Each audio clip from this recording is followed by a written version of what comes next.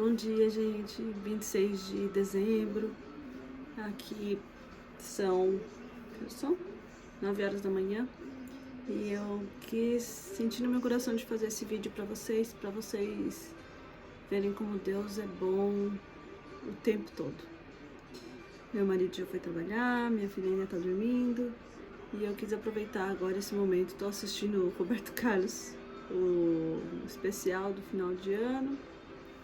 E eu gostaria de compartilhar uma coisa com vocês. Eu vim para os Estados Unidos vai completar 7 anos já.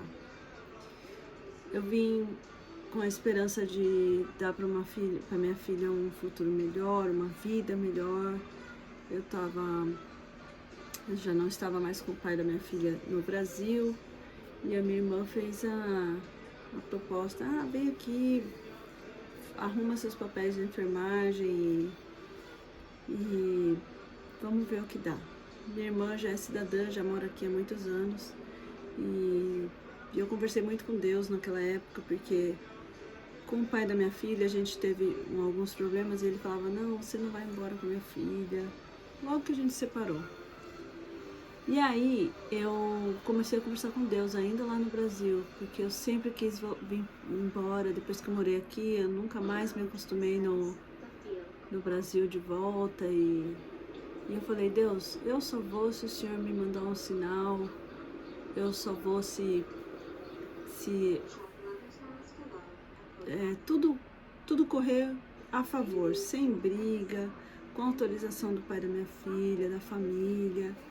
Eu não vou brigada com ninguém, não, porque Deus não é um Deus de guerra. Ele não é um Deus de falta de comunicação, de problema de comunicação. Ele não é um Deus que deixa a gente na dúvida. Então, foi essa conversa que eu tive com Deus naquele momento e por muitos meses. Até que eu falei: bom, eu estava trabalhando, eu era feliz no meu trabalho, no sentido que eu trabalhava perto da minha casa. Eu ia todo dia para o trabalho de bicicleta, para escapar do trânsito, porque eram 11 quilômetros de diferença de distância da minha casa para o trabalho, e eu levava 2 horas de carro. E aí eu comecei a pedalar, e essa história de como eu comecei a pedalar é outra história, outra coisa legal para contar. E aí eu tinha uma vida boa. Eu levava a minha filha para a escolinha, para a creche dela, de bicicleta, colocava ela na cadeirinha assim, às vezes eu ia a pé, às vezes eu ia de bicicleta, e deixava ela lá, ia para o trabalho, e minha vida estava bem confortável lá, bem confortável. E aí começou aquela vontade de ir embora, porque eu nunca gostei de ficar na mesma, sabe, acomodada na mesma situação forever. Isso sempre me incomodou. E eu via que lá onde eu estava trabalhando não ia ter crescimento mais de posição, meu salário também não ia mudar. E aí eu falei, minha irmã veio com essa proposta, eu falei: vou primeiro tirar o visto, vamos ver se der certo, eu falo com o pai da minha filha.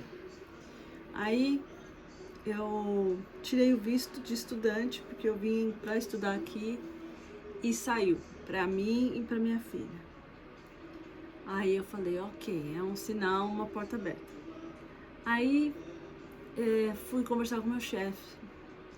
Falei com o meu chefe, chefe, olha, tô pensando em ir embora, eu queria te avisar antes, porque se o senhor quiser procurar alguma pessoa, e eu tô por aqui ainda, te ajudo a fazer a transição de cargo, e então eu queria saber quando que eu posso pedir demissão, para não deixar vocês pendurados aí. Meu chefe na época falou assim: Camila, eu vou te mandar embora porque você pega seus direitos e você vai mais com respaldo financeiro, melhor financeiro, e é uma boa oportunidade para você e tal. E eu falei: mais uma resposta de Deus. E eu falei: ok, então é assim, vai ser assim, vai ser assim. Aí eu falei: agora, antes de qualquer coisa, eu vou conversar com o meu ex, a família do meu ex. E eu orava muito a Deus: Deus, se for pra gente ir, o Senhor não vai permitir que nenhuma briga saia entre as partes. que a autorização venha suave, que não haja brigas, porque eu nunca quis isso. E beleza, fui conversar com eles, a autorização deles também veio. Então a gente era para vir mesmo, não tinha dúvida nenhuma, meu coração estava em paz. E eu sabia que vindo para cá como mãe solteira não ia ser fácil, porque eu tinha tudo, nada me faltava lá no Brasil. Eu não vivia na sobra, mas eu vivia ok. E eu estava perto da minha família, e eu de um jeito ou de outro eu tinha a ajuda da família do pai da minha filha e da minha mãe também. Então deu tudo certo e eu vim pra cá.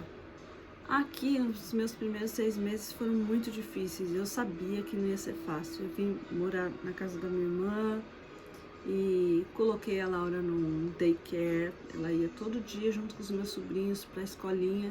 Ela não falava inglês. O meu medo era, meu Deus, eu fiz isso com a minha filha, que ela não sofra para aprender, que ela não passe fome ou sede na escola porque não sabe pedir uma água, uma comida.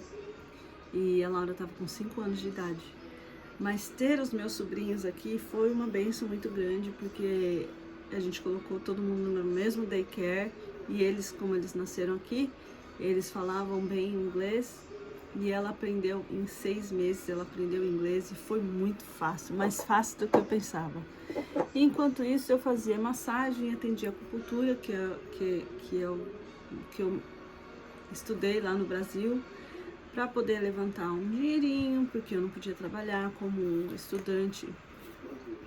A gente não pode trabalhar aqui legalmente. E era um serviço ali, um serviço lá, nada sério, nada de que eu, olha, estou fazendo a minha vida aqui, não era nada disso. Enfim, não foi suficiente. Entrei no ramo da faxina. Fiz muitos clientes que ainda são meus amigos. Comecei a trabalhar limpando casa e eu vou te falar uma coisa. Eu nunca pensei que eu fosse fazer isso na minha vida. Nunca.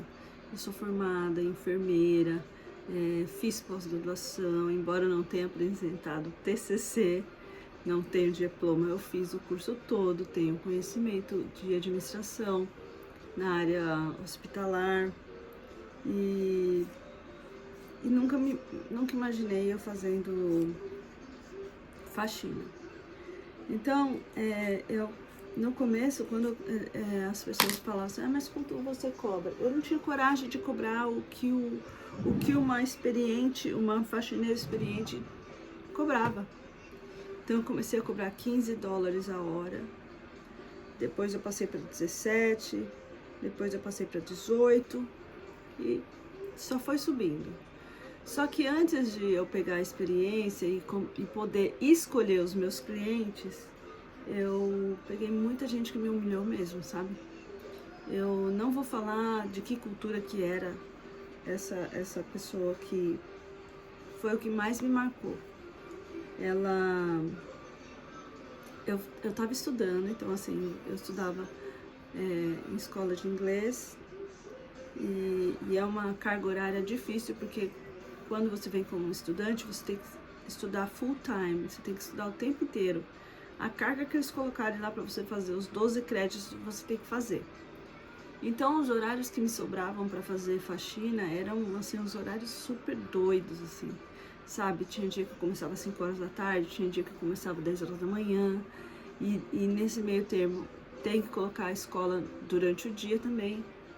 Enfim, teve uma pessoa que para eles pegarem confiança em você, demora um pouco, sabe? Mas quando eles pegam confiança, beleza, você, carta verde, você entra na casa, faz a faxina e vai embora. Eu fui fazer faxina numa casa que ela não me conhecia direito, e aonde eu ia, ela ia atrás com um banquinho, sentava e ficava olhando minha faxina, ficava olhando para ver o que eu tava fazendo. Ou ficava apontando assim, faltou aquele cantinho ali. Nem ela limpava os cantinhos, mas como ela estava pagando para alguém fazer, ela se sentia no direito de falar, olha ali, ó, ali, apontava, sabe? E é horrível isso, você trabalhar com alguém em cima de você. E o piso de cima da casa dela era todinho de madeira. Não, Os quartos eram de tapete e tinha um corredor de madeira, de taco, sei lá, um chão de madeira. E na hora que eu fiz todos os quartos, os banheiros, tudo, e ela atrás com o banquinho. Cheguei no corredor, ela não tinha um mop, a coisa de passar pano, sabe, um rodo pra passar um pano, nada.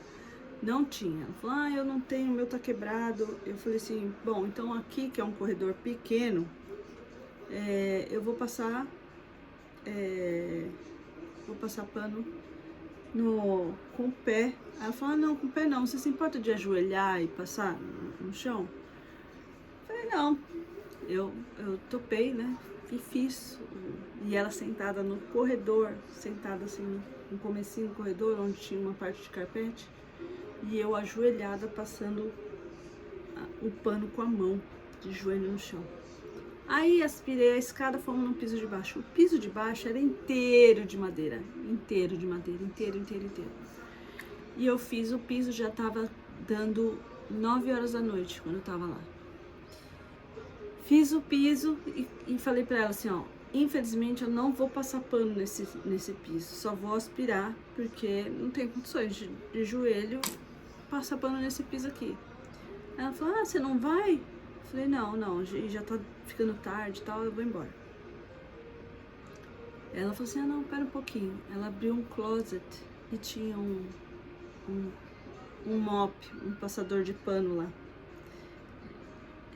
Eu fiquei desacreditada, porque ela ficou sentada e viu eu passar pano de joelho no corredor, e ela tinha falado que ela não tinha mop. Então eu me senti humilhada, eu não falei nada, eu terminei a casa, quase 11 horas da noite, e fui buscar minha filha, porque nessa época eu já estava morando num apartamentinho que eu conseguia pagar. Fui buscar minha filha na casa da minha irmã, eu lembro que eu cheguei na casa da minha irmã, eu abri a porta, e eu chorava, minha filha já estava dormindo, e eu chorava, assim, porque eu me senti muito humilhada, sabe? E fora outras coisinhas, inclusive de brasileiro, que me fez sentir muito mal, e que me fez questionar muitas vezes se era isso mesmo que eu queria, mas Deus estava ali comigo o tempo inteiro.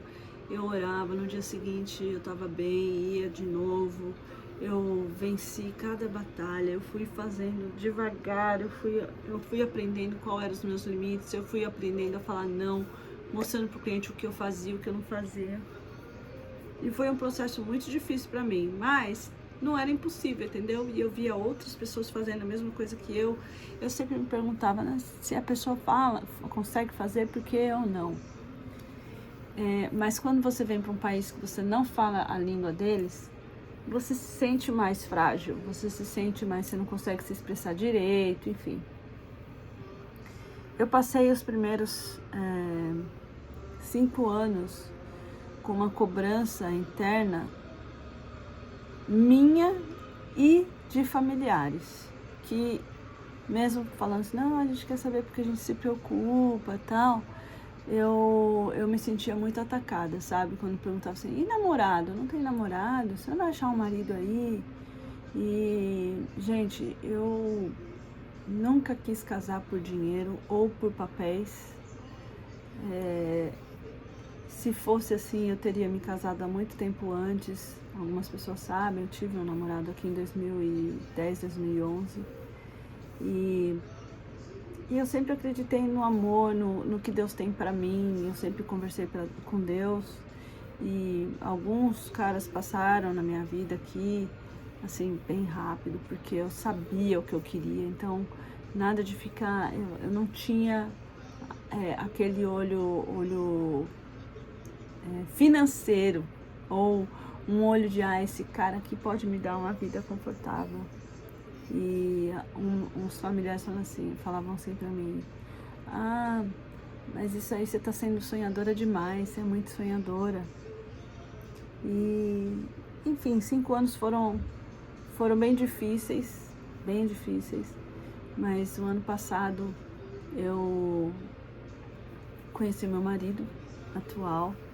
A gente se conheceu no começo do ano passado e no mesmo ano a gente casou, e as coisas foram acontecendo, E aí teve outra fase de adaptação, de estar casada, mas Deus ali o tempo inteiro, de ter uma filha com 12 anos agora e ela ter que se habituar a ter um homem andando junto com a gente, e eu ter que todas as decisões que eu quero tomar que influenciam ela, eu tenho que conversar com meu marido sobre isso antes, por respeito, por estar ali. Agora nós somos uma família e é isso. Foi muito difícil,